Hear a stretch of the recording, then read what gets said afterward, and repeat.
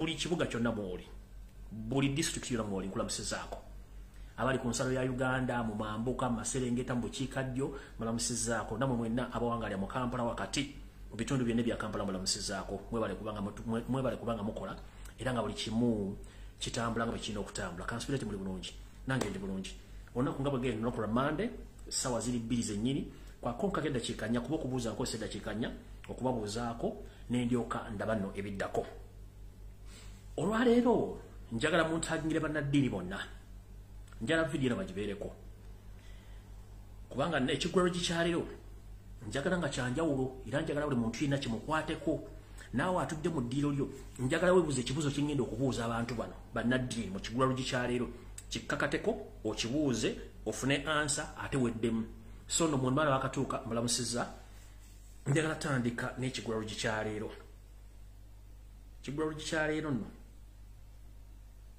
buli omu ogenda kiwulira bubwo naye nga ate nga sinagenda ku kigwero njala mutagingire abasawo bonna abakolera mu ddwaliro ly'e Mulago ne mu referral hospitals zonna mu ggwanga yina shocking news zenjagala muwulize bulungi nnyo omanyi bulijjo mbagayo ebintu bino nga mulowooza bintu byakusaaga njagala mmwe kennyini mwewulirireko bulungi nnyo mulyoke mutegeere kiki ekiri mu Uganda gye babaziba amaaso ne mutaba bulungi kyenjagala mulabe bulungi nnyo.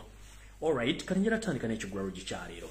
Ekigwero gikyaliro kyo njala tumira mwenna banyumira akamnyomero kana k'ekigwero gi nti mujje balako gye mutuusaako engalo kansubira nti muli bulungi nange ndi bulungi.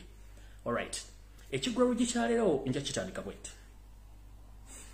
Ensi gye tulimu ffenna gye tuyita Uganda newankubadde abamu twabinyiika mu nsuwa ne tusobola okweyongerayoko gye tusobola okufunira omuddo ogwa kiragala okuba tusobola okubeezaawo obulamu bwaffe ne famire zaffe wapo abooluganda bakola b'emikwano nga mu Uganda kiganye ne tugaka tujjeko magulu meeru eno tuyiyeeko tulabe ensi ne tugireka naye twasigala n'omutima gwe nga tujagala kubanga bye tulaba eno bye twandiyagadde bikole mu Uganda naye ekizibu ekiri mu Uganda kiri ekizibu kimu kiriwo kiti nti tubadde ebbanga ddene nnyo nga tulimbibwa nga tukwekebwa okumanya ate amazima ne gafuuka ekizibu mu Uganda ate era amazima ne gafuuka ekizibu eri omwana w'omuddugavu.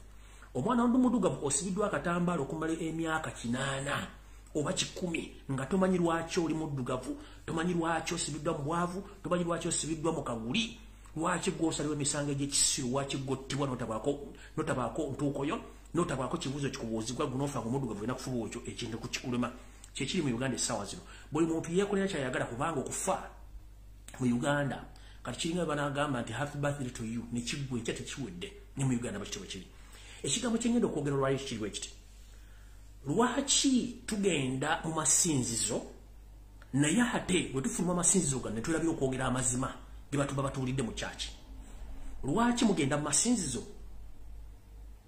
okutendereza Mukama Katonda gye tusuubira okwogerera amazima mu buli kintu kyonna ng'era omuntu yenna abazizza omusango ogwa naggomola okugenda okwetondera Mukama Katonda oba okwejjusa n'oyogera amazima na biki ebyaliwo naye mu Uganda lwaki amazima ate gafuuka ekizibu. Why do we attend churches or prayers when we fear to speak the truth? That is my question today in Ekigulalogy. Why do we attend churches or prayers when we fear to speak the truth? Kino kigenderi buli mu Uganda yenna. Lwaki tugenda mu masinzizo ate okuva mu masinzizo ne tulabira okwogera amazima ne tugavaako kiki ekyatuuka ku Uganda? Eno message obaka njagala bugenderi bana Uganda bwenda nga sawudde mu ddiini ki ekituufu kiri nti yessaawa twogera amazima. Ennyukuta A tugiyite A, ennyukuta B tugiyite B, ennyukuta Z tugiyite Z. Okusinga okwebuzaabuza ng'afukaana aba. N'olw'ensonga eyo ngenda tandika n'ekigwero gikyaliro kuba saagala bamalira budde ng'asiikira omuseera ebinyeebwa so nga ate n'ebibisi gubikwavula. Ompuda bulungi saagala bamalira budde ng'asiikira omuseera ebinyeebwa so nga ate n'ebibisi omuseera ogwo gubikavula. Ekivunulwa nti saagala bamalira budde ng'asiikireko k'ebinyeebwa so nga ate n'ebibisi mwana ttu ebyeyunira bulungi nnyo biyinza n'okuba nga bebigisinga okiwoomera. Ntandisa. Tuli mu Uganda eya leero ng'omuntu asobola okufa ne tukweka amazima ne tutabuuza.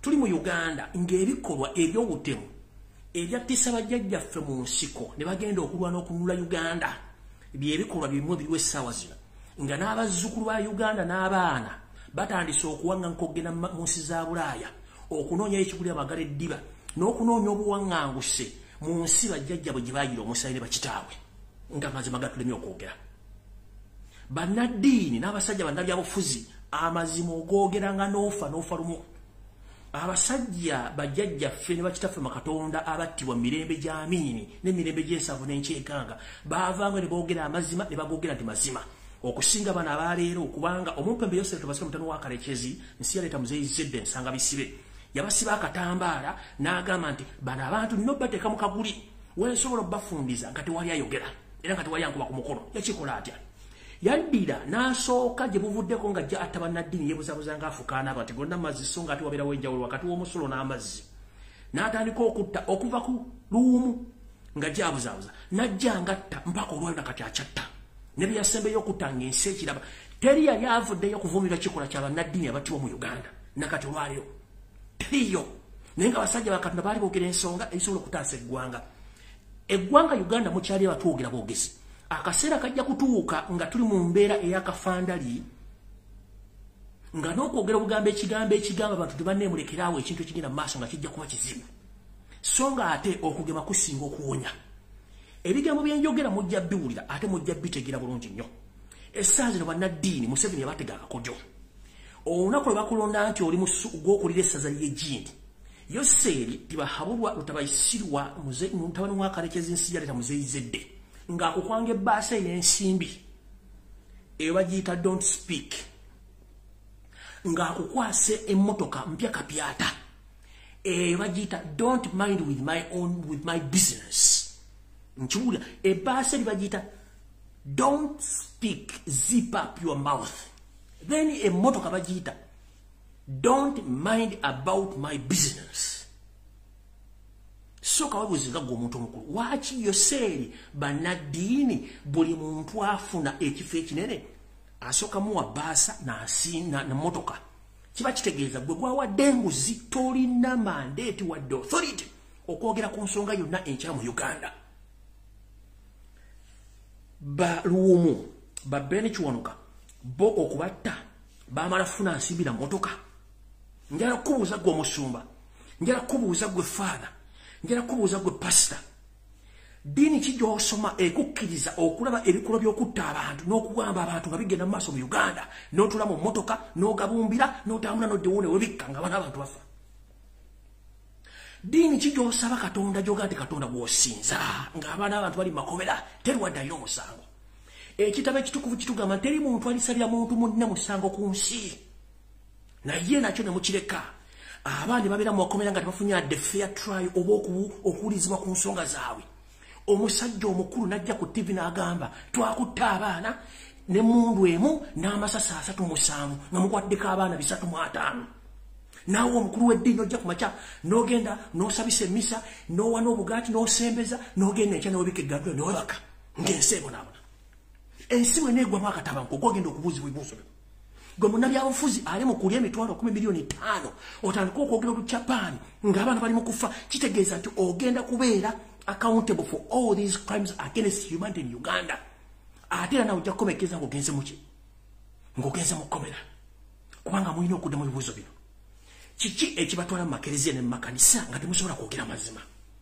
nze ali mu kwogera amazima ne bannange essaawa zino tuli mu kubundabunda n'okufuluma enju kizibu n'okulisa famire zaffe kizibu si lwakuba tetulina byakkola tubirina olw'okuba nti buli omu banga oteeka omugaati mu kamwa temukyasobola kwogera ku nsonga zino essaawa zino omuti gwa sabuli gula nusu 8 lita y'amafuta gula nusu 6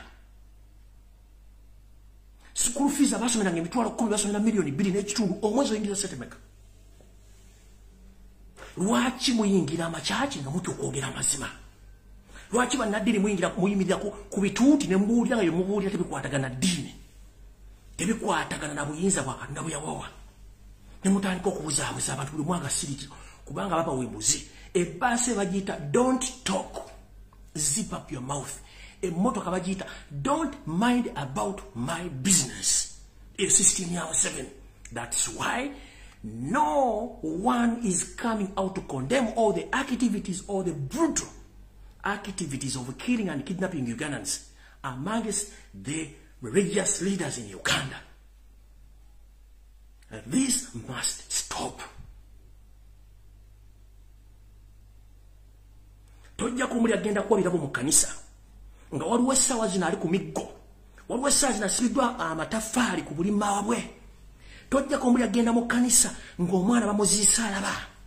Tojja kungamba agenda mu kanisa nga bannabyabufuzi essaawa zabasiboona baaba obutwa nga balwanira bulamu bwabwe. Si kye tulimu. Mulekeraawo okulya mu nsi yammwe olukwe. So nno ekigula luggi nkimaliriza olwaleero. Mukama babeere amazima googerwe. Yogera amazima ofe ng'oli muzira. Bannaddiini bannayuganda bangi waliyo eggulu. Nkiddamu. Bwe mbamanyi ng'ekituufu waliyo eggulu, musituke mwogere. Okujja nga mukimanyi teri ggulu, deni mwogere ebyobulimba mubuzeebuze ensi. Nkiddamu. Teri munnaddiini ng'ali mu Uganda adda mu mulyango gwa ggulu. Taliyo. Teriyo munnabyabufuzi mu Uganda nga tasobola kwogera mazima adda mu mulyango gwa ggulu. Kyofuna abasimba bagati bannaddiini abasinga obungi temugenda kola ku mulyango gwa ggulu. Ate ffe ndiga ffe tuyinza okola mu mulyango gw'eggulu. Nkiddamu with authority. Teri munnaddiini mu Uganda agenda kola mu mulyango gwa ggulu. Teri munnabyabufuzi mu Uganda atayogerera kulwanira abantu agenda kola mu mulyango gwa ggulu. Ffe ate ndiga ensibonaabona ffe tugenda okola mu mulyango gw'eggulu. Kubanga we are innocent, we know nothing. You say, hope you copy this information. Stop killing Ugandans and stop torturing Ugandans. Enough is enough. In 1986, you waged a war against the previous governments because you claim those governments they used to torture and kill and kidnap Ugandans. What are you doing right now? You are doing the same. We are going to use the same methods you opt for so that we liberate our nation. If not so, otherwise change your tactics before it's too late. Kyekibadde kigwero gikyaleero, Mukama abakingirize musobole okulya video eno bulungi nnyo. Ngenda tandika video eno bulungi nnyo. Era video etandise ekigwero gikikomyawo.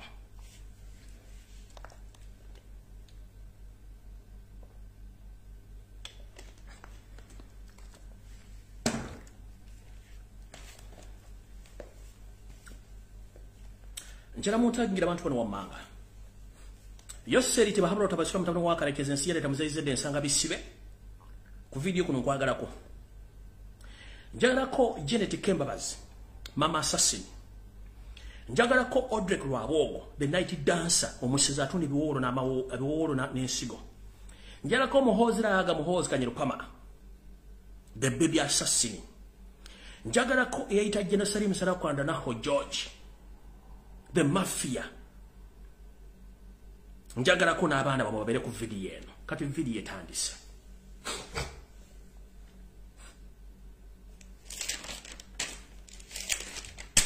So can't see them what they go on.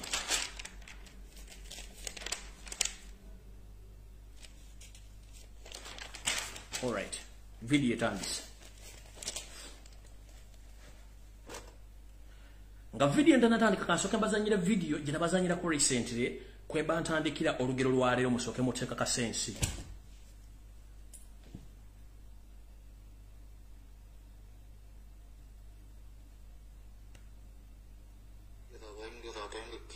No video mugijjukira.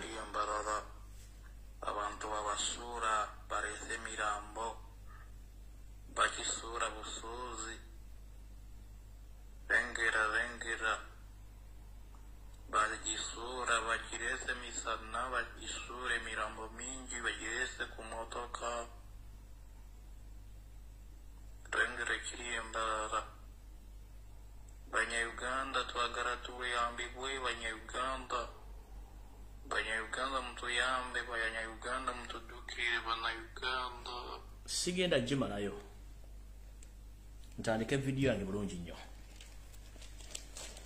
Nga sinatandika video yange bulungi nnyo, njagala nsooke nfune wano dakiika emu oba bbiri mala okuteeka ku nsonga zino maaso. Okusookera njagala kutumira Bannayuganda mwenna n'embebaza omulimu gwe mukola. Muggulewo Twitter account mu buli kadde. Kozesa essimu yo eyabuyonjo. Genda ku mutimbagano gulawo ekibanja ku Twitter account. Otandika okwogera ku nsonga eziruma ensi yo. Ya bwerere si ya nsimbi. Kozesa embizizo. Kozesa obwongo bwo. Kozesa amaaso go. Kozesa ebintu by'olaba okutandika okukonda emigabo ebikulu bigenda mu maaso mu Uganda.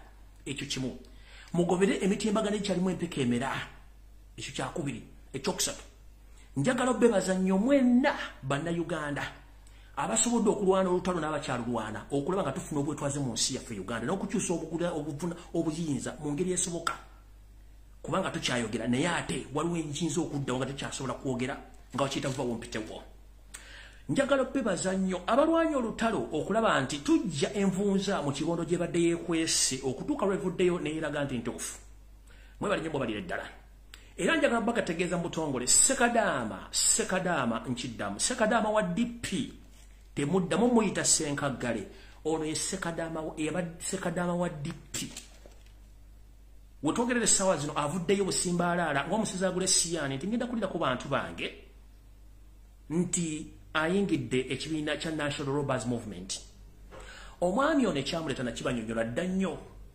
era nenkibabuulira lwakuba nti abadde abulako ku kimu okumwatulira ategeezebwe ensi emutegeere kikyali sekadaama wa DP omugenzi Nobert Mawobe munange avudde olwaliro n'ategeeza nti butereevu akolagana n'ekibiina kya National Robbers Movement kitegeeza ki mwenna baganda bange mwenna bakyalimu empeka emera nga mwagala enkyukakyuka n'okuyamba eggwanga Uganda mbasaba musuuleewo ebikola ng'obudde bukyali munoonyeeko ebibanja ewala ekibiina kya Democratic Party ekyabajjajjaffe ekyatandikibwawo essaawa zino kikyogera tekikyaliwo mukirabanga ekiriwo tekikyaliwo ngenda kuba omulango ogutakungula mwenna baagala kye munoonyeeko ebibanja ewalala ng'obudde bukyali ekibiina kyagenze ng'ekya UPC bwe kyagenda ng'ebiro byagenda ye kennyini anaatera nayo okunyuka ye kennyini Joseph Bahura yagamba nti tunaatuukira mu 2021 wajja kuba tewakyaliwo ekibiina kya byabufuzi kimuvuganya yali akimanyi bulungi nnyo nengamba kyekwese ng'owetulwabika kubanga tutegeera liiso kiri akutemyako nti gundi yafudde ng'alikoze waati nga beebuzaabuza nga bafuka n'abaana aba ekitegeeza gonna agaggudde memba omutongole wa National Robbers Movement sekadaama wa DP Nobert Mawobe mwebale kulwana lutalo namugjayo kati tutegeera ne bw'anaalwana kyalwanira tukimanyi ate nabagamba nti omwami ono alina obulwadde bwa rabies mbwe eboggola alina okuboggola buli ayitawo ate nabagamba yayikako Windows yatwagende nayo yayika Windows kati tusobola kwajunga na musajja yayika Windows ng'alina mu bulwadde bwa rabies mutwe ng'ambwe gyeboggola katujijje mu lutongole tugitegedde wajeri tukolebera tugende mu maaso tumuwa budde njagadde bategeeza butongole saagala abantu batategedde afudde kiwedde avudde mu kibiina nga bwe yakitundayo kiwedde mbawa amagezi buli akyali mu kibiina ekyo funa ekibanja walanga obudde bukyali otherwise nvuddewo ngenze ku information yandeese erwa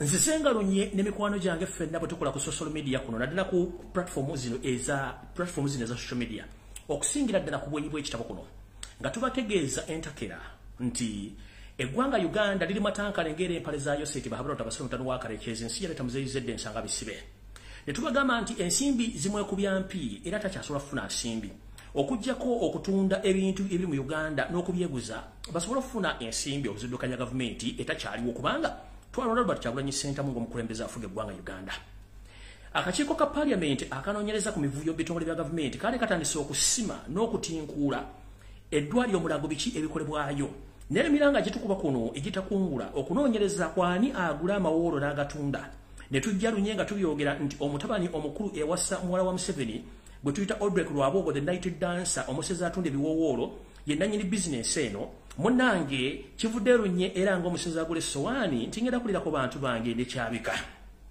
akavuyo akali emulagaani akamanyi mwakawuliddeko kana akavuyo sikaki mbu sikaki diru yayise diru eyiika etya nzize mbasomesa ebintu bino nti ebiwowoolo ebibumba ensigo bitundibwa okubijja mu bannayuganda ababagudde kwa kisire n'abala abawambibwa nga mulowooza nsaaka luluno ndibaleetedde muluwulire bulungi nnyo kwata olupapula n'ekkalaamu munnange nabagamba mu biseera biri ebya ssenyiga 19 Lumimba Mawuggwe nti era omulimu guno gwalingayo nga buli muntu agenda mu akasenge akalimu abasajja ba SFC toona newankubadde nti obeera n'ebitundu 9 okuwona nga bajja kutta lwaki bakuggyeko amawoolo bagatunde kyetuyita black market kati kyetugenda mu maaso kikyo oyo omusajja abadde akulira eddwaliro ly'emulago munnange tabayombesa dubba ku byempi be bamu ku bamafiya abali mu gavumenti yeeyose tubasala lutabasira mutano wa Karekyezi enkaya embalirira n'engabana yaleese obuzibu etya omukulu ono bukyanga atandika kukulira ddwaliro lino emivuyo mingi egibaddeyo naye olwokuba nti abadde afuna ensimbi ez'ekyoja mu mbiro okuva mu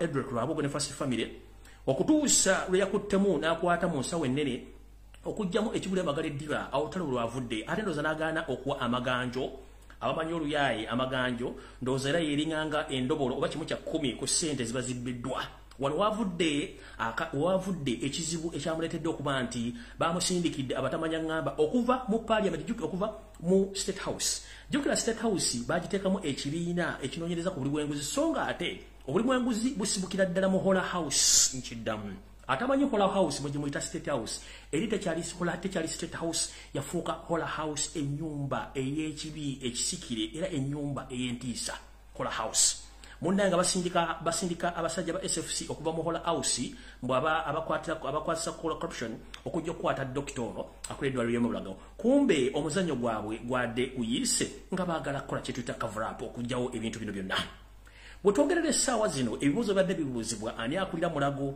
abantu battibwa ensigo zitundibwa ani abirimu oyo omusajja abadde alikulira boss gwe bayita byalugaba munnange y'omu kakabinja kabamafia akakuvuga eggwanga lino naye nga bo bamuteeka mu sectioni yakuba nti ali mu ddwaliro ly'emulago bwe twogerera essaawa zino omwami ono yateereddwa naye tugamba nti bantu bameka bakwatiddwa ku misango gy'obukumpanya ne bateerwa tekikuwa kyebuuzo nti ono bamutadde ngaani ekituufu kiri nti bayagadde okuzibiikiza olw'okuba nti ole bamukutte yabadde naye agenda kutandika okuyiwa bwino omukakkali ku nsonga ezigenda mu maaso mu kutunda ebiwoowolo by'abantu omukulu ono Odrek Lwaboogo the night dancer bwe yategedde nti omusajja ono ayinza okuvaayo n'ayasaamirira ng'akagiga kakalu ku mudaala n'agamba bamute era ne bamutta bulungi nnyo amannya baagabalaze abuuza akwata anaamutwala anaamusiba wepona anaamuteekako emisango n'okumujjeereza bonna bava mu kamanyiro ke kamu konna kababbi bafuge ababbi eggwanga okubula oddijjamu engoye n'odduka namye omwezi guleme kwaka bwe twogerera essaawa zino omwami ono ali bali butaala naye ng'abala bonna abasinga obungi abaali bakwatibwa bonna baasiibwa ku misango gy'obukenuzi munnange diiru yabadde etya bizinensi eno ey'okutunda amawowoolo emulago ebadde etya era etambula etya tunula bulungi weetegereze bizinensi eno eya body organs gye batunda katale akaddugavu nababonyonyola engeri gye babafunamu engeri gye bakwatamu n'engeri gye babattamu eno bizinensi eddukanyizibwa first family muno mwe muliyo sente bahabula otabasira omutono wakalekeze mukyala we Janet Kembabazi mama Sassini mukodomi wabo Odrek Lwaboogo the night dancer ne mubeeramu n'abantu bangi nnyo abalya ku ssente zino mwemuli n'abapoliisi ab'amaanyi mu ggwanga wepo ne bannamawulire ab'amaanyi abakola ebintu bino bizinensi eno omuntu agiwomyemu omutwe omukulu ye Odrek Lwaboogo era Dr. Byaruhanga ono abadde amanyi bizinensi eno nga bw'etambula ne bwe twogerera nti Dr. Byaruhanga ono yabadde abeera nga supervisor mu kutambuza bizinensi n'okuba nti ebintu bitambula bulungi kati bano bafunye obutakkaanya era buli kimu ne kiba nga kyasajjuse ekisinga okwewuunyisa Dr. Dana Atwine ono yalonda era n'alonda abandi bagenda okukola mu bifo byonna era diiru zino zonna tubadde bakwata Dr. Byaruhanga ono alina Byarugaba alina okukwatibwa Dr. Atwine alina okukwatibwa Odrek Lwaboogo naye alina okukwatibwa kubanga bano beba active members era nga balina n'ekibinja ky'abasajja ba Pakistan abawangale mu ggwanga eya Uganda abaddukanya bizinensi eno ne first family okukola emirimu gino nga wammanga ekigenda maaso tugenze maaso abantu abaddukanya bizinensi eno mu referral hospitals zonna mu Uganda bebanuwa wammanga era bizinensi eno etambula bulungi nnyo nga headquarters zaayo zibadde Mulago mu ddwaliro ekkulu naye mbajjukiza nti eddwaliro nino ekkulu erya Mulago lyali abannayuganda era twalina n'eŋŋombo egamba nti bw'oba oyagala ebintu ebibiro genda e Mulago eŋŋombo mukyagijjukira nkijjukira bwe mba mukyajjukira obwongo twalina eŋŋombo egamba nti bw'oba oyagala ebintu eby'obwerere genda e Mulago. For those who don't understand Uganda, previously, as we Ugandans, we used to tell people who ask 3 things that if you need 3 things, just go to Mulago Hospital. Previously, we used to say like that. But as we speak right now, the hospital was sold to foreign investors, but on the cost of the taxpayers' money to get some mass. Abantu bano wammanga baddukanya ebintu bino. Tugenze abantu abadde ba immediately controllers aba controlling ekintu kino era essaawa zino nga bali mu kudduka bwe bate badduse bagenda batta kubanga bakimanyi nti bagenda kwasanguza ebyama bino bano bantu bano wammanga era bwe boyina gwomanyiiko njagala otemutegeeze ng'obudde bukyali either abinyiika mu nsuwa oba alindiri okufa kwe nga nena bwe gisimufungize muno mwe muli Dr. John Sebuufu. Dr. John Sebuufu amanya mpulya ga kisajja Kiganda nejjukira omusajja Roddy Freddy Sebatta yayimbako akayimba ke yagamba nti Obuganda bufunye embaliga olw'abantu abefudde Abaganda n'okwetuma amannya ag'Ekiganda naye bombuuza atambule ng'Omuganda kizibu nnyo ajja kukwama bukwami atandika okusitama so ng'ate okutambula kumulemye. Omu ku bo ye Dr. John Sebuufu. Omuntu yenna ng'oli wa Luganda na mikono mikwano ng'omanyi Dr. John Sebuufu y'omu ku bantu abadde batunda ensigo, ebibumba, ebiwoowolo by'abaana Bannayuganda nga bitunda mu ddwaliro e Mulago. Kuliko Moses Mukiibi. Dr. Moses Mukiibi y'omu ku kabinja ako akabadde kaddukanya bizinensi eno e Mulago. Kuliko kuliko Dr. Sekadde. Dr. Sekadde ono y'oli mu kabinja ako wepo ne Dr. Byamugisha. Dr. Byamugisha ono mukyala yabadde naye addukanya bantu bana abadde baddukanya kaddiiro kano ak'okutunda on behalf of Odrek Lwabogo. Dr. Byamugisha ono mukyala be bantu nkabaddemu abanyagano. Kuliko John Sebuufu, Moses Mukiibi, Sekidde, Dr. Sekidde ne Dr. Byamugisha. Bibadde baddukanya business eno on behalf of the night dancer Odrek Lwabogo. Era business eno ebadde etambuzibwa abantu 6 bo bano nga ba foreign agents nga bano ba international ba Pakistan internationals bano nga basulira ddala kumpi ne flats badada sula naria mu flats eziranye Shoprite oba opposite Shoprite bije badde basula bana Pakistani omukaaga abadde badiringa mu body organism nkidda bulungi nnyo. Amawolo g'abaana Bannayuganda abadde batundibwa badde gatundibwa abasajja ba Pakistan nga bano be bajja mu Uganda ku orders za Odrek Lwabogo nga bakolagana ne Odrek Lwabogo ne basoba ne bemenye waggulu okulira nga basula mu flat zennalia okulira na Shoprite gye badde basula era nga kati bayinza okuba bakyaliyo oba bwe nayogera bino bayinza okuba nga badduse nkyagenda maaso. Era gurupu eno erina n'abantu abala ab'ekyama abadde bakola omulimu guno muwulire bulungi nnyo. Ba co-workers or ba co-partner in crime or in this business of body organs, mwe mulina akabinja kabavubuka ke bayita big boys oba big money boys.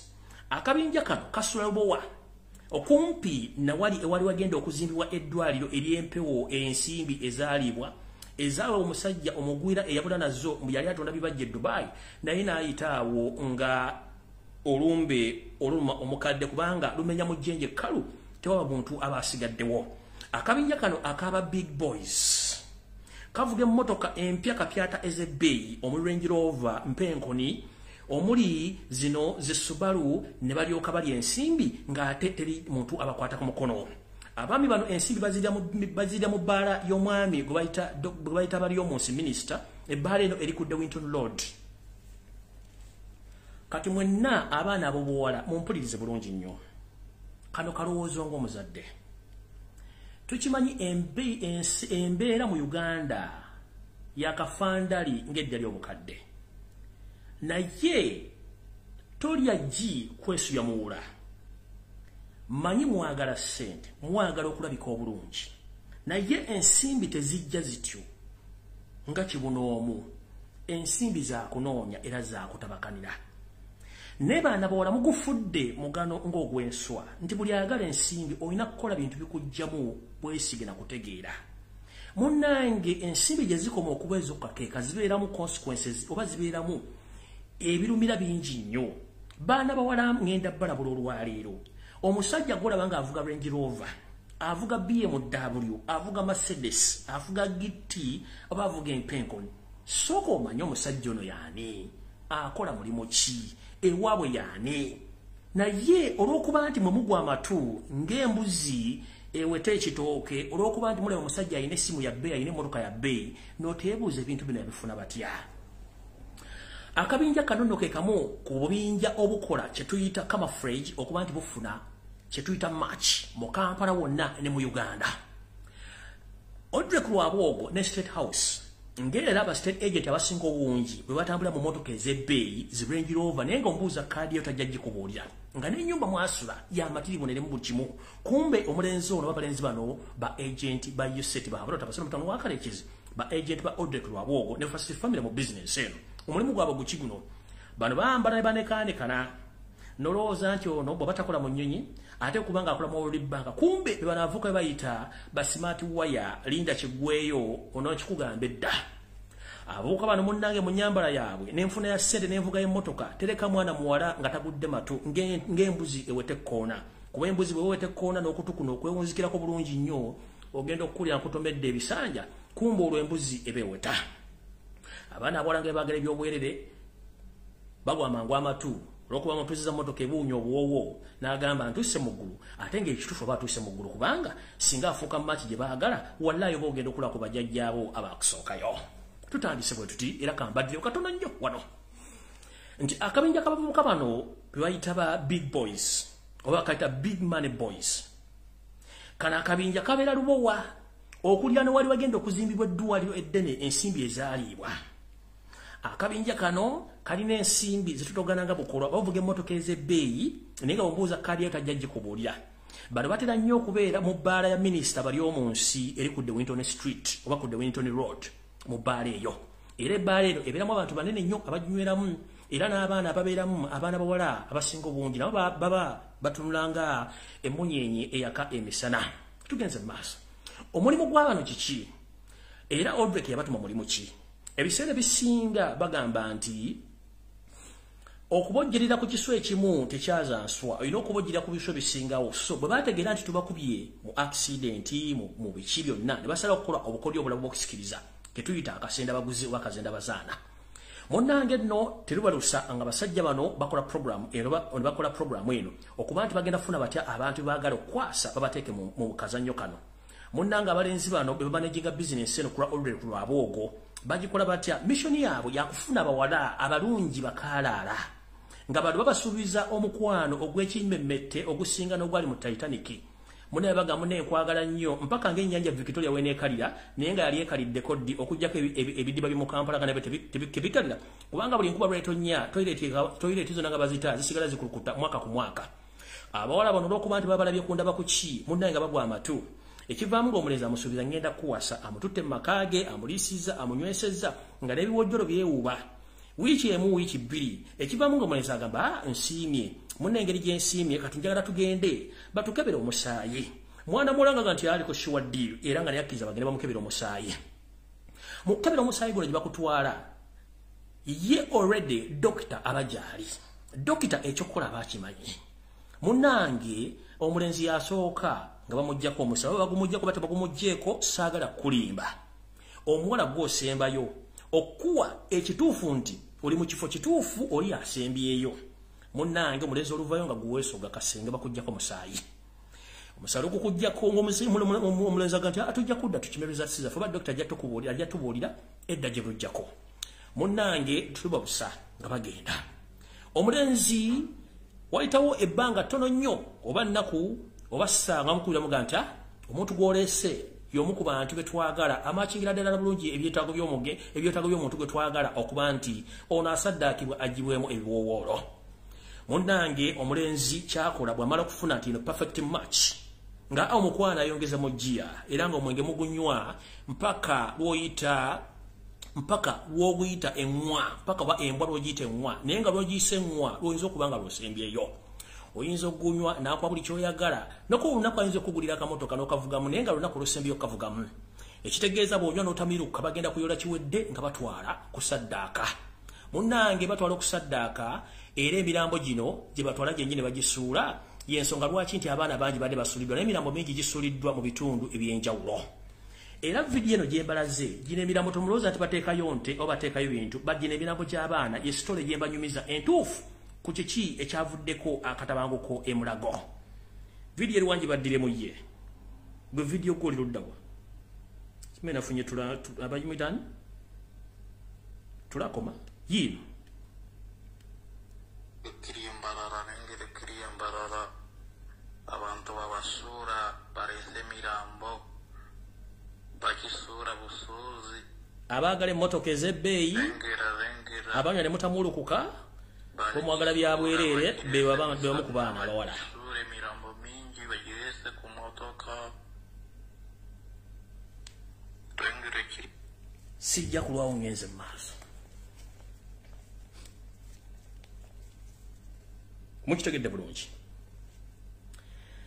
tugenze maaso business eno etambuzibwa ani ba DPC abasinga obungi mu Uganda business bagimanyiko bulungi nga ne bokuba esimba kutaase bajja kugamba okubyerongo namba oba sina kindigiza akedda abapolisi bali ku police tebamala kumbe omukyala mama assassin Janet Kebabazi yomu ku bantu abalina omukono mu business eno olwokuba nti ensimbi zibe ku BMP ate nga balaba ssente zino zangu wamangu okujja olwokuba bangu bakufuna nnyo betuyita abantu abalina okugwa mu kiti kino mwe muli Audrey Lwabogo the night dancer omusajja yefudde ekizibu okulya banna Uganda gyobera lyamberenge Patience mukyala we kenyini na business eno mwali mulimu muganda we Natasha na business eno mwali Yoseti bahoro tabasika mtano wakati chezensi ya leta mzaizi ensanga bisibe mwali bwepo ne muhozi kanyirugaba uno business naye agimanyi bulungi no tugenze maaso wetwogerere essaawa zino badokita bonna bemmenye waggulu awo bagenda kubanga bagibwawo nga linda kugisimufungize olw'ensonga nti mwe kyemwawulire ku mawulire kyadde kituuza naye kiri munda muli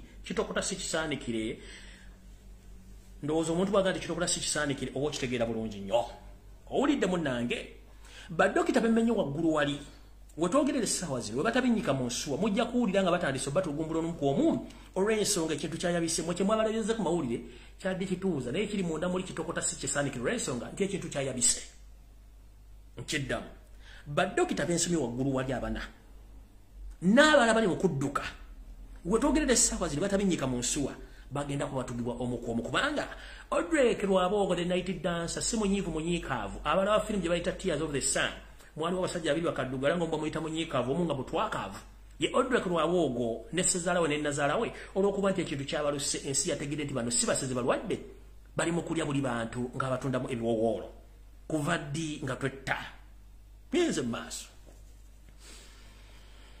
tugenze maaso abasawo abo okusinza ku information gyenfunye nti bano bagenda kuba banoonyezebwa drones ezigenda okubatwala nabo batta nga nenda bugisimufungize olw'ensonga nti First Family emanyi nti essaawa yonna kayinza okuba nga kaabika akaabwe ne kaggwamu kati nno ekisinga okunyiiza abaana bano bonna basinga obungi olumala okuttibwa abamu basuulibwa mu asidi abali emirambo gyabwe ne gisuulibwa mu bitundu ebirala omuli ebitundu nga Lwampala Ntuusi omuli ebitundu by'amaserengeta ga Uganda gye tuyita Western Side omuli Ntuŋŋaamo ne Ibanda mwe basuula abaana bano baziika nga tebaliiko wadde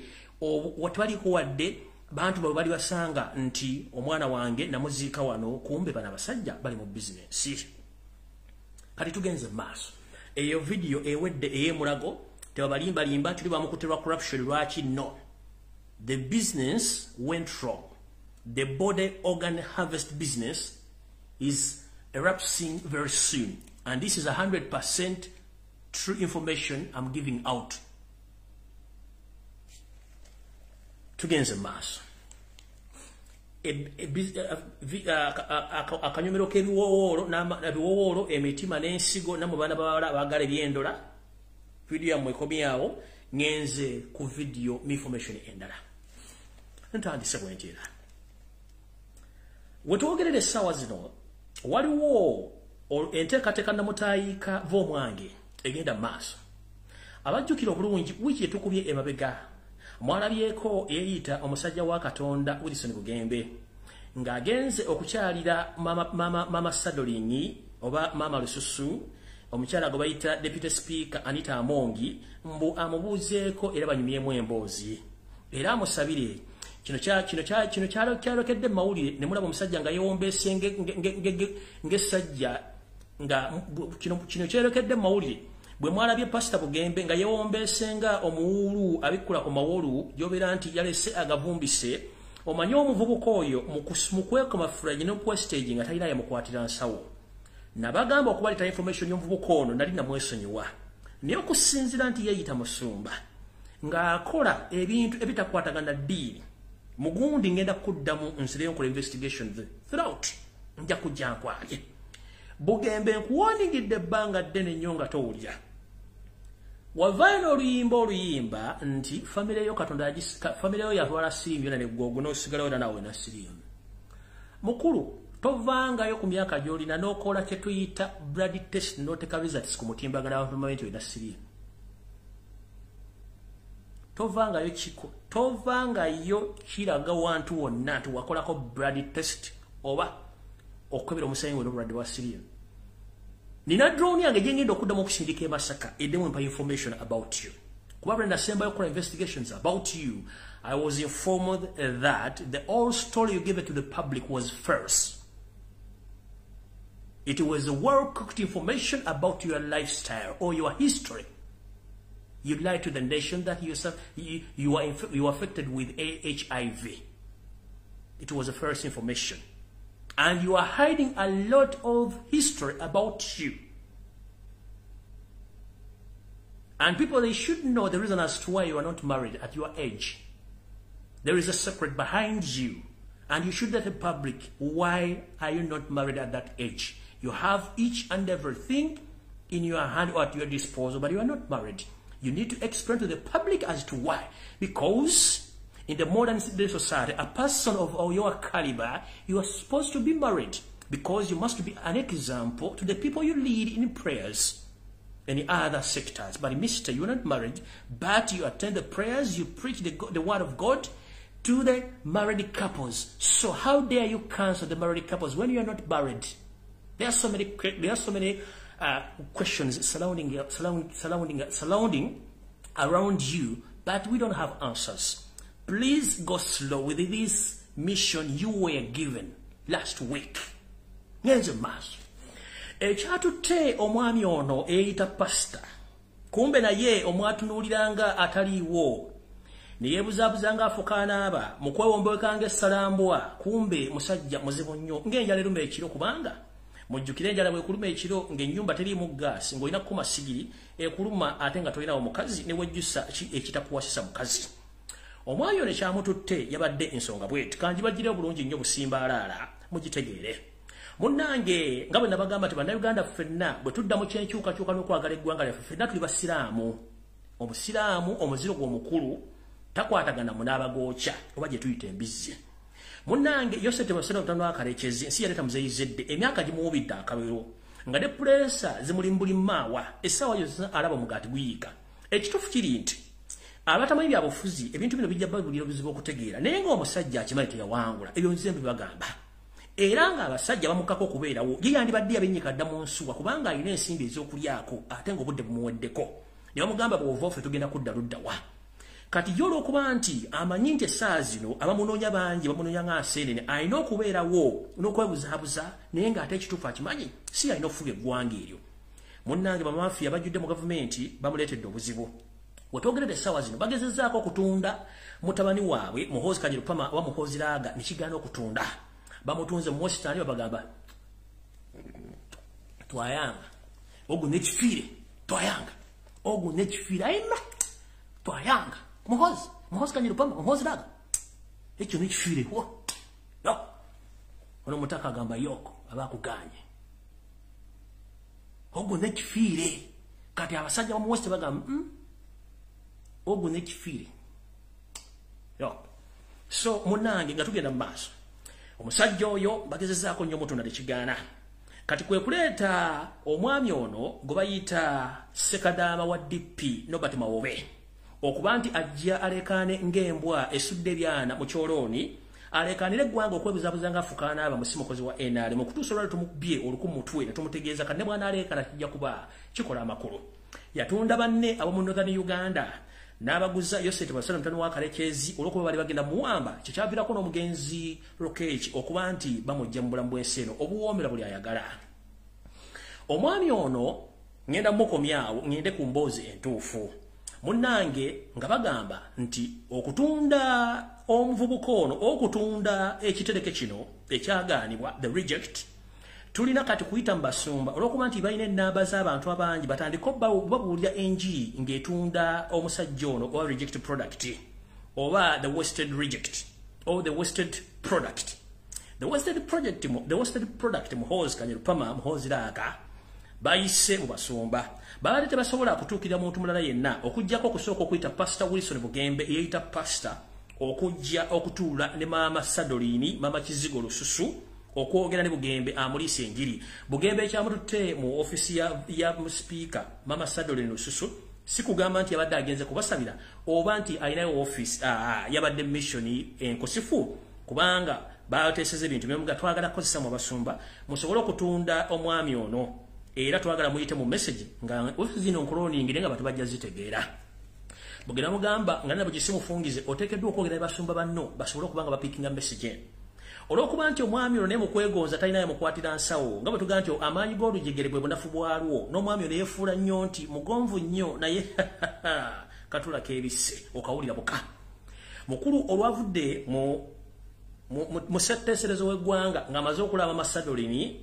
maama Lususu n'aganda n'akwata essimu ye n'atandika okukubira abasumba bano wammanga n'ababuulira ki ekyokkola essimu eyasoose yakubye era n'okusinkana yasoose kusinkana basumba bonna abali mu Kampala amanyiddwa abanene n'abategeeza ki kye balina okukola ate nga mukimanyi nti abasumba gano batudde ku ggi nti essaawa nayo yabika bakimanyi bulungi nnyo nti enjigiriza yaabwe teri ku mateeka enfunamu ey'ensimbi teri ku mateeka ebikolobero bakoze mu makyakya bugamba nga okuvuunika ennenge abaana b'eggwanga nakyo tekiri mu mateeka okubuulira enjiri etakwatagana na butonde bwa Katonda bwa bulya nakyo kiba kimanyi bulungi nnyo ebyobugagga byeddiza ebyobugagga by'abantu n'okusiriwaza n'okumba tutuusa abantu okuba tebakyategeera okusinza bonga abantu okusinga okusinza Katonda bakimanyi bulungi kimanyi mateeka yensonga lwaki mu ggwanga ery'omuliraano omukulembeze wa yagamba nti buli musumba yenna ateekeddwa okuba nga olina ekitono nnyo diguli mu philosophy olyoka ojja otandika okulogootana mbu osabira abantu wano Uganda olwokuba nti ababbi bangi okuva ku mutwe ekyennyanja kivunda ku mutwe kigenda otutuuka eno wansi ku kyensuti ng'envunyu zakiyiseemu dda so nno tukitegeera nti eggwanga lyafadde okuva ku mutwe lyetaaga kusuula busuuzi tuliziike tufune abakulembeze abalala kubanga bana baliwo tebaalondebwa munnanga omwami ono kyeyasoose okukola nga sinkana Pastor Bugembe nga sinkana bapasta banne omuli Pastor Imelda na Mutebi Kula ono ebyafaayo bye si birungi nnyo era birumira biringa omuceere ne tuddako Pastor Kiganda ono ebyafaayo bibisiwuufu biringanga feesi ya gundi gwe mutegedde ne tugenda ku Pastor Serwadda ono ebimiruko bizibu nnyo kubanga bw'atandika okwogereza okuzamba embega nambaga gogera tugenze kwono omusajja omunyarwanda omuyeekera eggwanga lya Rwanda kubayita Pastor Sime Bugingo Bunyongo naye n'amutegeeza ki ekyokukola ono naye kyeyolekera Nyengo omusezi agule Siyani nti ye abadde kuva dda ng'akolera muhoozi Kanyirukaba era nga n'ettaka lyennyini kwasumbira endiga zikwabuzaabuza abantu ettaka lino ekazi omunana kwe litudde ettaka lya muhoozi bulungi nnyo twamubuuza emyaka gy'osololeza ensimbi eziringa obugulu bw'eggongolo lwaki obadde tozimbawo ssabiro tanyega okujjako ssente ziteeka mu biwojjolo n'okugula emmotoka ez'ebbeeyi n'okwebuzaabuza ng'afuka anaaba kati lwe lukalala lw'abasumba bano abateereddwamu ekibooziboozi eky'okupromotinga reject oba ekifiire ekya muhoozi Kanyirupama muhoozi laaga era bwe mutandika okuwulira abasumba bano mu kyaki ez'enjawulo nga batandise okwasaamirira ng'obugege obukalo buli ku mudaala nti muhoozi mumanya nti emmandwa ebalinye ey'enguzi naye nga kye batunda bambi kizibu nnyo omanyi ebyambi bisekerwa nga gwogerega munno era saagira kuwulira osaagiddeko evvuuvuumira teryetantala mu nnyango basumba mmwe embalabula nga nena bwe gisimufungize kemugeza ne muleeta ekibooziboozi ky'omumpembe muhoozi Kanyirupama muhoozi laaga mu makereziya gammwe mu kyaki yammwe mbalayirira mba mwagala kumanya obukamu bannayuganda mutuuse okusabira emizindalo n'obutebe kubanga abantu bakoowu nange kamala okunywa mu butuzi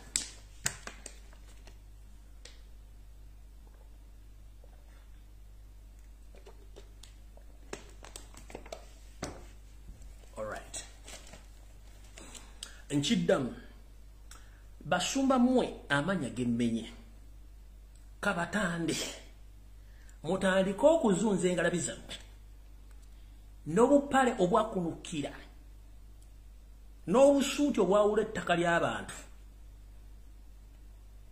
nga muwooza sime mugenda kupromotinga reject lizi muhoozi laaga muhoozi Kanyirupama mutuuse okusabira emizindalo n'obuki n'obuti kuba bantu bakoowu kino nkiddamu bannayuganda ffena baagala enkyukakyuka tuli basiraamu we don't consume pork and we are the Islams we are against pork so however much you will change that pork into different substances we are not to consume the pork all we Ugandans who wish to get the peaceful transition in Uganda we are against the pork because we are all Muslims if it is come to politics.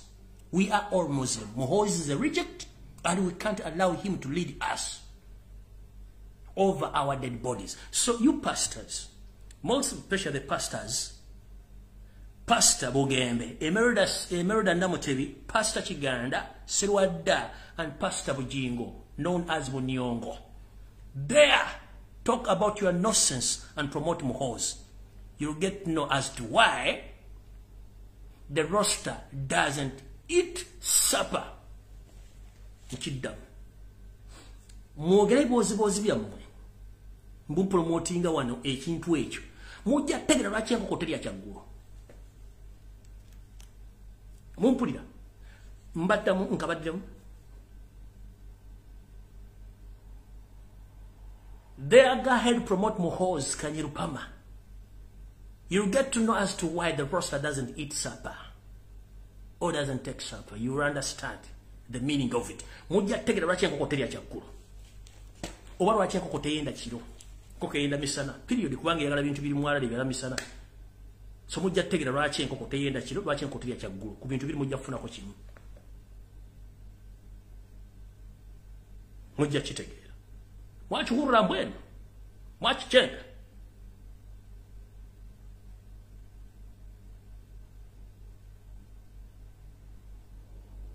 Hope I'm very loud and clear. And this message goes directly to Muhoozi.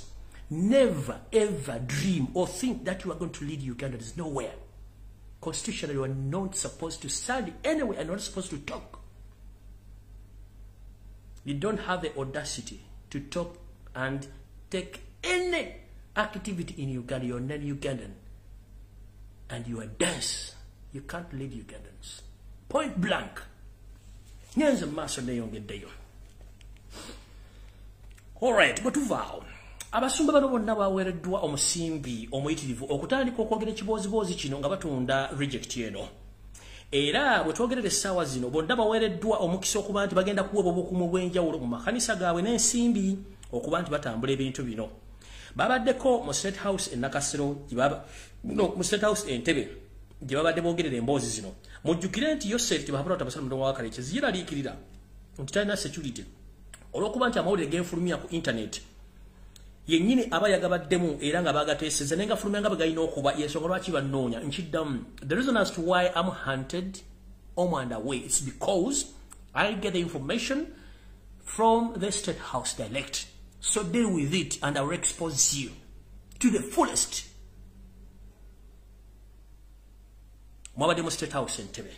And you had a meeting with the first family and you discussed the issue of promoting Muhoozi over our dead bodies. So, meeting eno bwe yagenze maaso ne bategeeza Anita Amongi okuba nti asinkana Bugembe era Bugembe nakola kyalina okukola n'akitegeeza bulungi nnyo ba big boys okuba nti bagenda kutandika okuba nga bakola omulimu ogwo. Era Museveni we yagambidde nti State House zino sikyazesiga information eva bulungi nnyo. Tugenda tandika okusinkana nga bifo ebyenjawulo gye tubateeseza information eno kubanga information etandise okutiirika eringa oluguudo lw'Ekapicolwa olulimu ebituli kumbe oluguudo ensimbi baazibba. Era suggestinga nti bagenda kubateeseza mu hoteri ez'enjawulo mu Kampala n'okwetoola eggwanga lyonna. Kati ate eyo ojja kuba nga oli ku gajjo. Kasita ofuluma State House njogera teeseza ebintu ebyama by'okutta bantu ojja kuba oli ku gajjo. Kati ngenze ku information endala kwata kapapula. Sammeka ye. Oh. Kati kubawo nnyo wano. Kansooke kano kabasomere mu Luzungu. And this message goes direct to Yosef Tibahabula Tabasala, the son of Karekezi, Nsiyaleta Mzeyizedde Nsanga Bisibe. This message goes to you direct. Sir, you are holding that office wrongly. The person who was elected is Robert Kyagulanyi Ssentamu. And you are signing a lot of agreements. Because you are signing those agreements wrongly. You're in the long office, in long time, in the wrong country. You are in overstay. The person who's supposed to send all those agreements is Robert Kyagulanyi Ssentamu. Hope you copy this. Previously, so many times we've been watching the current president of Tanzania, Madam Samia Suluhu Hassan, visiting Uganda so many times, signing different agreements about the oil pipeline from Bunyoro up to Tanzania. This pipeline deal is worth $20 billion. Do you copy, Ugandans? Previously, you've been watching or observing the routine visit of the current president of Tanzania, Madam Samia Suluhu Hassan, coming over to Uganda, and Museveni goes direct to Tanzania to sign different agreements of oil deal or oil pipeline, which is worth $20 billion. Does the parliament know about this deal? No. Does any Ugandan anywhere in different part of Uganda know that this pipeline is worth $20 billion? No one knows, apart from this Ngadabi. Tugenze mash. So as we speak right now, the agreement between the current president of Tanzania, Madam Samia Suluhu Hassan, the agreement and all the deals which they had together, I think anytime from now, those deals are coming to an end. Due to the fact that the leader of Tanzania, as we speak right now, she was promised $20 million cash in hand if she accepts the deal. Since then, the madam had been waiting all along for her $20 million to be paid, but nothing she had received since all those agreements they were signed. As we speak right now, that Tanzanian president, Lady Samia Suluhu Hassan, she was advised by her colleagues and senior citizens in Tanzania that, Madam, we wish to inform you that please go slow in any form of dealing with your city, the son of Karekezi. Is not an easy person to deal with. He doesn't pay respect to leaders because his mission is to use people after they are, he dumps those people. As we speak right now, this lady is finishing the term of late Pombe Magufuli. She was advised that anytime, anywhere she's heading towards the elections, she will find it very difficult to be re-elected again in the office if she's still dealing with Yoseti Bahabara, the son of Karekezi. As she was waiting for the $20 million from Yosef to Harod, the son of Karekezi, and that man is nowhere to be seen, the lady decided to cancel the deal. As we speak right now, Museveni is very furious about the ongoing situation between him and the current president of Tanzania because the deal was cancelled and terminated. So, kankabadde mu Luganda mukawulira bulungi nnyo. Munange Yoseri tibahabona tabasira mutamu wa Karekezi nsi yaleta muzeyizedde wetwogerera gakaba gakomba anonye ensimbi alingangazi yatereka munange amafuta gafage gwanga agazulwa mitundu by'ebunyoro gambadde mugawulira nti amafuta gano bali bagasalira amagezi gayite mu kibuga Nairobi ni gagana bagatwale Tanzania ne bakkiriziganya amafuta gano diru yago okugatunda gonna galimu obuwumbi 20 obwa dola sijja zibala mutogwa nkubanga zijja kubanzibu nnyo. Munange diru eno y'obuwumbi 20 y'eddiru pipeline yaliko ensimbi ez'eggwanga Tanzania obeza omukyalo obukadde 2 obwa dola nga zino muweebwa. Naye Yoseri tibahabula tabasira mtono wakale nga bw'atatuukiriza ndagaano ze kubanga sitaani tatuukiriza akakonda ndagaano ze okujjako okukozesa abakozeseza n'amala n'abasuula ate n'akwata abala kubanga alinga lubaale. Munange omukyalo n'alinze ensimbi wa nga seetu ezijja n'akuba akasimu kakamuga kuliko akawala k'emitenga muga the number you are calling is not available at the moment, please try again later. Bwe kaba tekogedde kato kamugamba achiwe nankeji banzolindeho nankeji bazolindeho ensimbi neziri muhanda mwaka neguyitawo ensimbi ziri muhanda tezituuka ensimbi ziri muhanda tezituuka kati munange omukyalo ono abakugumbya bufuzi n'abamuliranya abasajja bakulumu abamanyi ebyafa bya Yose bamugambye munange tukubuulira ogenda okiwe ekisajja kyolimu si kikyo kyali kya mukwano gwo Pombe Magufuli bannatanzania bakimanyi bulungi nnyo nti okukolagana omusajja oyo obanga akolagana ne sitaani kubanga bamala okukozesa akusuula ensimbi ze yakusuubiza tagenda zikuwa okujjako yamanyi nti kasita amafuta gatuuka Tanzania ajja kuba buli kimu akimaze sina kindi ajja kwefuulira akutte kubanga okugwa agusobola. Omukyalo ne bamuulidde ebigambo bino n'abitegera bulungi nnyo nga n'ensimbi zabadde abanjiza ebbanga liziganya okutuuka n'asalawo endagaano eno agiveemo kubanga banabya bufuzi nabasajja amanyi byafa bya Museveni amugambye nti muneto kikola nga Museveni bwali omukalukalu bwatajja busera kiyasooka okukola okugenda Tanzania okuteekayo lukwano kye tuyita fekeravo oba feke kye tuyita fekeravo okuzimba isomero yita Museveni simanyi high school ng'olwo akafudda akanyeebwa bakasenda bazaana batanzania baga nti omusajja atwagala nnyo kumbe omusajja ono era atega akanyeebwa nga yeeteze bamuteguludde nkiddamu omwami ono yali yeeteze naye bamuteguludde yetega n'akasomero akakasomero kali kanyeebwa abantu betabege msajja atwa huyo mjamana anatupenda sana alafu watu wa Tanzania wanakujua vizuri wewe mzee wanafikiri wanakujua wewe vizuri wanajua historia wako wanajua we nani sasa mission imekufa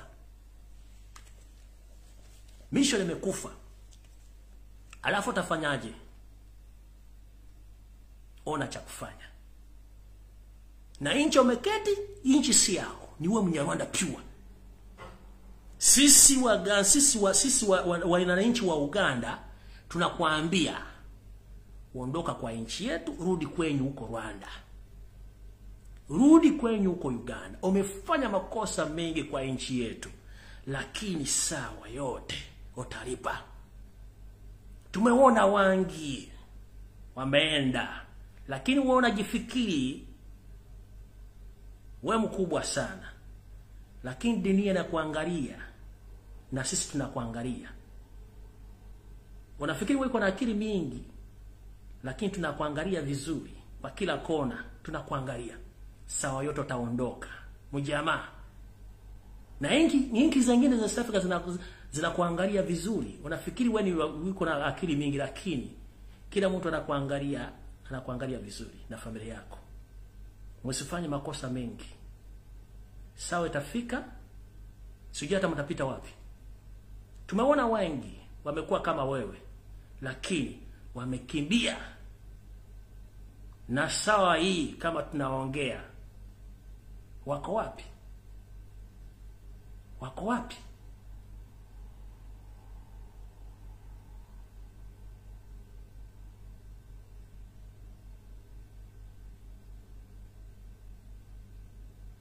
speed control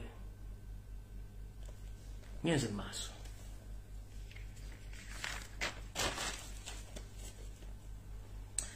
tugenze ku nsonga endala yino nga bwe ntiro bagamba nti omwami ono ensimbi zimwe ku BMP era nga tazirina mulire ekintu kyemugenda okuwulira mukwate ku matubo gaba lukasinze mbamba gambye kubanga ze information ejibanga baweri teriko producer teriko editor simanyi teriko simanyi biki saategedde saawulire tugenze maaso mubadde mukimanyi nti eggwanga Uganda lyafuuka nyumba ya namwandu ayagala yayingira kubanga teriko abuuza eggwanga Uganda lifa togge eggwanga Uganda lyafuuka kyenyinyalwa buli ayagala ayingira nakola nagenda nakola kyayagala wetwogerere essaawa zino family y'omumpembe Joseph Bahabara tabasala mutano wakalekeze nsi yaleta muzayize ensanga bisibe n'abantu be eggwanga bali fudde ekinabiro buli ekinabiro wambuli ajjana n'aba n'agenda mwali mu kirowoozezaako lwaki abayindi bangi mu Uganda mwali mu kirowoozezaako lwaki abayindi olumbaalootako nga baagala fuuka banna Uganda era nga ne Museveni alina ekirowoozo kino ekyobafuula eggwanga mu Uganda ne weewuunya nti ye ng'omunyarwanda asibuka mu district ki eno message njagala egende omusajja gwe bayita Frank Gashumba. Gentlemen, you don't know what you are dealing with. Whatever you are promoting, you are cheating in yourself. Whatever you are promoting, sijui nini camp sijui for Banyarwanda in Uganda. Simanyi vandumwe. Simanyi retreat. Simanyi function, you are cheating on yourself. The day is going to come, you explain each and everything. You know, sometimes people, they think that they're so clever. And you think that we don't know. You are a state agent. This day you're moving around Kampala in your Porsche car, giving out money to people on the streets. But remember, you don't have any permanent job in Kampala. If someone asks you, what is your permanent job in Kampala, you can't tell the public. Apart from the office which you have, which you use as an office to con people. But I'm warning you. The bavandimwe sijui promotion you are promoting is going to cause chaos to you. And go slow. Nakuoninga datawulira. Wetemera kabazi kuguru wawe kulira kabazi kuguru. Mu Uganda amawanga agalimu gonna galine ensibuko n'obuvo. A promoting abavandimwe bava mu district ki mu Uganda. Balina buvo ki na buddoki. Omanyi okwogera nnyo si kwe kusinga. Ate amagezi gabeera ga mutwe so si mugejjo. Oyinza okukola ekintu olwaleero gwe noloza nti gwosinga okutegeera naye nga ate abategeevu gye bali basirise. Ebiseera bisinga abategeevu teboogera basirika. Abantu bangi bakulaba. Abantu bangi bakutaddeko amaaso. Kino kankyogere abantu bangi bakutaddeko amaaso. Bakutunuulira ky'ovuga. Naye nze ngamba weewa manda mu mbugo. You are pouring hot water into your private parts, Frank Gashumba. You are pouring hot water into your pants. Whatever you are promoting, it will backfire. Never judge a book according to its cover. Never, ever. Don't you think that Ugandans, they don't know what you're planning and what you're pushing? We know. You're a marketing manager for all Rwandese in Uganda. You are the marketing manager of all Rwandese in Uganda. And what you're promoting is going to backfire.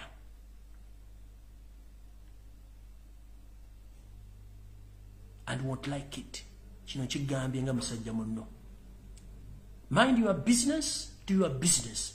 But that thing of promoting non-Ugandans into Uganda, into Ugandan territory, it's a treason case. Dare go to Rwanda and promote Uganda stance in Rwanda. Dare. Gashumba, I bet.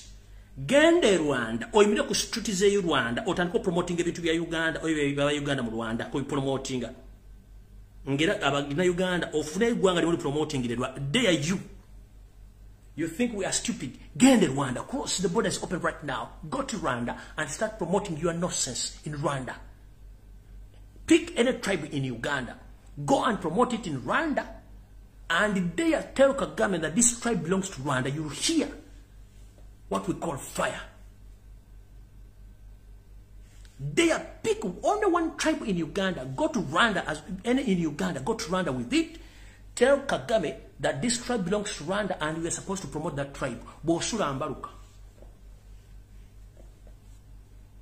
Bosura Ambaruka.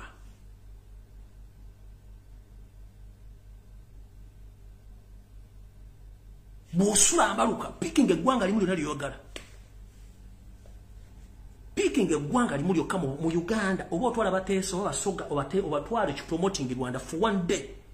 Ogambe Kagame tuliba soga abali mu Rwanda era baagala independence baagala kufuna ebyogera bya Rwanda. Oba Baganda oba bagisu twale gwanga limulio promoting Bosura Ambaruka. Your head will be chopped off immediately without hesitation. But you are here in Uganda yamming or yapping around promoting non-Ugandans in Uganda as if it's not enough. You think we don't see or we don't observe? Go slow. Stay where you are. Do your business. But don't promote what you don't know. Obugongo olujegerege manyi gaalwo. Bana Uganda ebizibu bayise mbingi. Naye kikutobudde kijja buta. Nyenze masagala barisa. Wetwogerere essaawa zino omwami Yosete Bahoro Tabasale Mutono wa Kalekezi Janet Kembabazi Roderick Rwabuogo Muhoozi Kanyirugaba Wepone Salim Sale ne famire zaabwe. Wetwogerere essaawa zino tekikwewuunyisa nga osanze omusajja Omuchina ng'alina passport ya Uganda ne national ID nga mutuuze wa Uganda atuludde wepo n'omuyindi. Munnange olugero lutya olugero luti. Yoseri ensimbi bwe zimwekubizza empi ne basalawo obutuuze bwa Uganda babutunde ku mitwalo 2 gyokka ejja dola. Nkiddamu. Obutuuze bwa Uganda butundibwa emitwalo 2 ejja dola eri Abachina wepo n'abayindi. Ng'omuyindi yenna agenda okuva India oba Omuchina agenda kuva India ng'alina obutuuze bwa Uganda nga national ID agifunye ne passport ya Uganda agifunye ku mitwalo 2 ejja dola mu cash. Bino ebintu internal affairs ebirimu First family ebirimu era yensonga lwaki nti abantu bano balina amaanyi mangi nnyo mu Uganda bakuba emiggo bawamba amataka g'abantu batwala business biki mukibakola era nga ne Museveni akimanyiko bulungi tosobola kukwata ku muntu tosobola kukwata ku China kubanga order ever from above nga bala bantu batuze ba Uganda kitegeeza nti omuyindi omukyala abafunye passport ya Uganda ne national ID aina eddembe lirimu nga gwe munna Uganda okuba nti asobola okugula ettaka asobola okukolako obulabe ate nga li protected by the government kubanga babafunamu da sente emitwalo 2 so buli muyindi gonna gwolaba bwe po n'omu China balina passport za Uganda balina endagamuntu za Uganda nga batuze abakakafu ku lwa government nga bazosula obutuuze buno order yonna eva mu State House ng'ekyo kino bakifunamu ensimbi ebyana enkadde Yoseri mukulu Janet Wokubiri Odrek Lwaboogo Muhoozi Kanyupa Salim Sale n'abala era bwetwogerera essaawa zino ensi ezisinga obungi zirina amateeka agafuga abagwira ng'ensi ezisinga obungi omugwira osooka kuyita mitendera n'ofuna obutuuze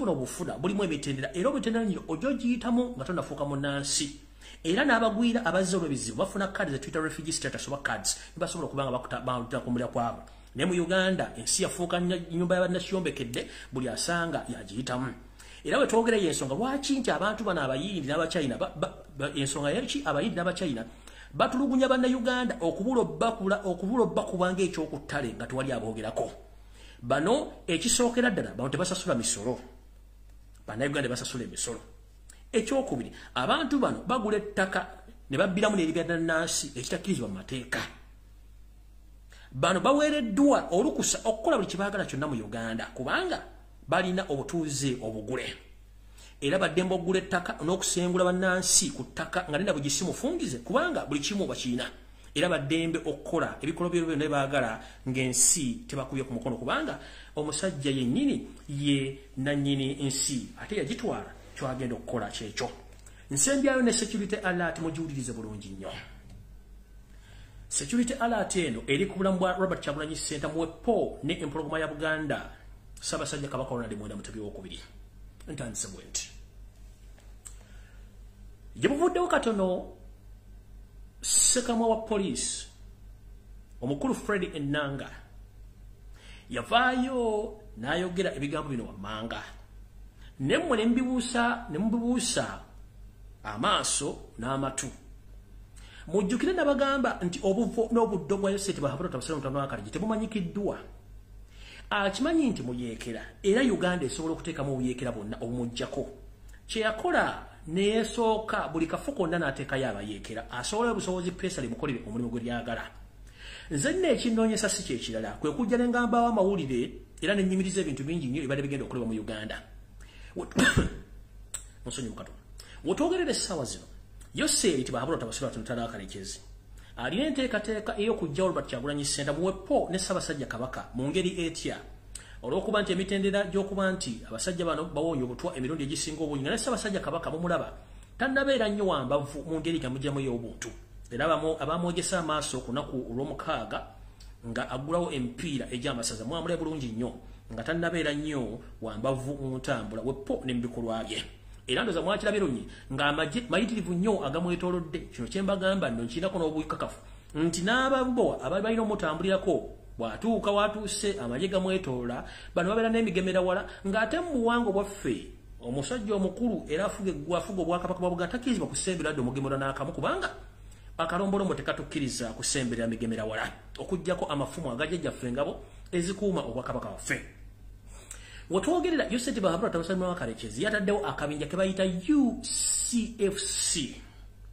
akabinja kano bakayita UCFC akabinja kano omulimu gwako nabagambye nti Wasanya Kaloli Charles Peter Mayiga bamuwadde omulimu ogw'okuteekawo emikolo egy'omujjirano eginasobozesa empologoma ya Buganda okuvanga mu kisaka gyeneebeeri oba mu kisi gyeneebeeri esobola okubanga egenda ku mikolo gino muno mujja okuva akasambula oba mujja okuva akazaala bulwa Ssaabasajja Kabaka basobole omujji kubanga jjukira mission eyaliwo nga badde akyali mitala w'amayanja yabadde ya butwa eyo n'engikuba n'engisaanyaawo era olutalo lwabadde lwamanyi nnyo mu State House olw'okuba nti mission zaafudde busa nsako bateko mission endala ekibinja ky'abayeekera kino mu kiwandiike bulungi bakiyita UCFC kye bayita Uganda Coalition for Change ekibinja kino Yoseti Bahabura Tabasalomutanoakaligi gini yakyeterawo naye olw'okuba nti mulungi mu kwekweyo yasoose n'avaayo n'akitegeeza bannamawulire era ne sekoma police najja n'akyogerako nti bakakwata abantu abawera abiri mu omwenda nga beekuusa kabinja kano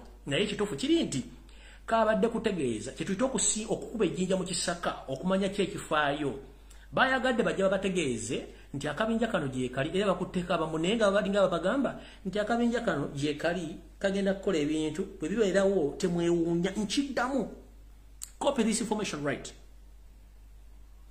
Yoseri akola ekintu kyetuyita kuba ejjinja mu kisaka owulire kyekivaayo omwami ono akabinja kano ennanga bwe yazze n'akoogera kwabadde kuba jjinja mu kisaka nti kyonna ekikolebwa akabinja kano kireme kubeera mawulire gye muli nga mukimanyi era akabinja kano kabenga kategeerekeddwa nti kigenda okukola ebikolobero bino ebyokutta Kyagulanyi ne Kabaka bakayita UCFC Uganda Coalition for Change akabinja kabayekera kano kateredwawo Yoseri Tabasolo tamuna wakarekezi akabinja kano kasasulwa Yoseri Tabasolo mtuno wakarekezi n'abakalimu bonna bakontrolingibwa State House mujjukire master plan obuyinja buno ye mukoddomi we gotuyita Henry Tumukunde eyawasizza muwala we ye mastermind w'okutega bomu n'okukola obuyinja bw'abayekera okulemesa gavumenti ya mukoddomi we mu ntebe akabinja kano nno gye kagenda okukolera emirimu gyako era n'ebitundu bayogedde bibino wano wammanga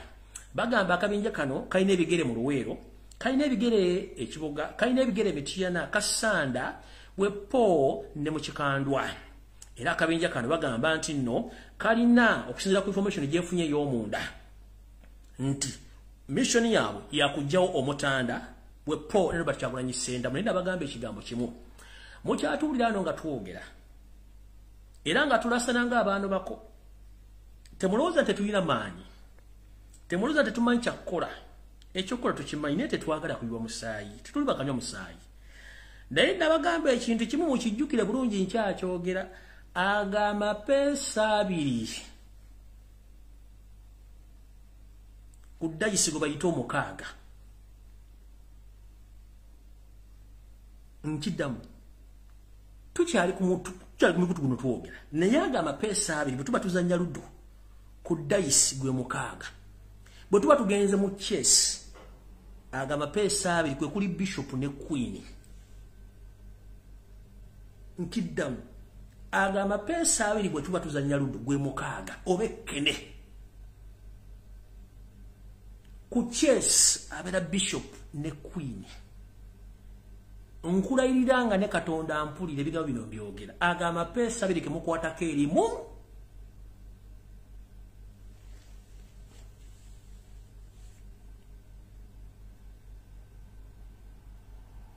engalo zino zirabe bande zikote bwe zijja kuba zigguse bwe jja kuba tetukyalina option kujjako okugula obuguzi tuti nga bwolira nti emmotoka tabba eggulidde nti kati esimbudde nkiddamu agamapeesa abiri bw'eba mu luddo gwe mukaaga oba ekkene bw'aba chess bishop ne queen abamanyi emizannyo egyo naye nkubuulira Yoseti baabula tabasula mutwana wa Karekezi ne muzzukulu akyali mu ntumbwe z'abaana bo ajja kino zaako good enough you know in 1986 it's not you and your fellow mafias who fought that war, it was Baganda. This is to remind you the Baganda and the other Ugandans, we are not stupid. We know it very well that in 1980, it's not you with your fellow mafias that you fought that war. It was real Ugandans, more especially by the Baganda. They fought, they financed that war. After the climax, you killed them because you thought that thereafter you'll get misunderstanding with them and they will go back to the bush and do exactly what you did. That's why you cleansed them out. You wiped them out. But we, the grandsons, we know the history. We know each and everything. Dare touch on those two people. Just this is a reminder. 1980, it's not you. It's not your son of a bitch, Mohos. It's not neither your wife, the assassin, who went to where. No, she was in Sweden eating pizzas, rearing those 3 kids, the son of Tasadan and whatever. There were the Baganda who went and fought for you, and there are Ugandans who fought for you. So dare touch on those 2 people.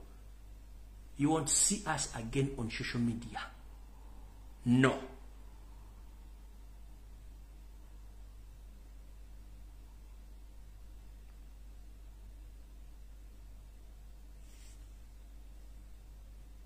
We are watching.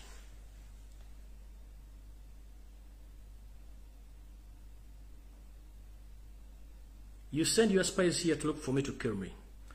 I'm not shaken. And you don't know, but you'll get to know. Tell your spies to leave before it's too late. Because all of them are documented. Hope you know that. And the investigations are still taking place.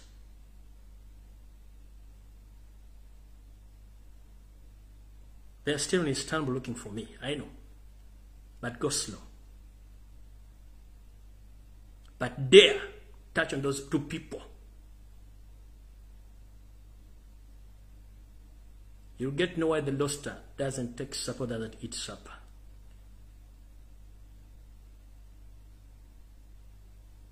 And you'll get to know why the Loster doesn't have sex at night. Watch Kenga, watch Tegera. Watch Tegera Mbwenu. Maximum respect. God bless. I'm out of here. May God bless Ugandans. Stay safe. Tusikanoda kolarona mukama bankomere. Mwena.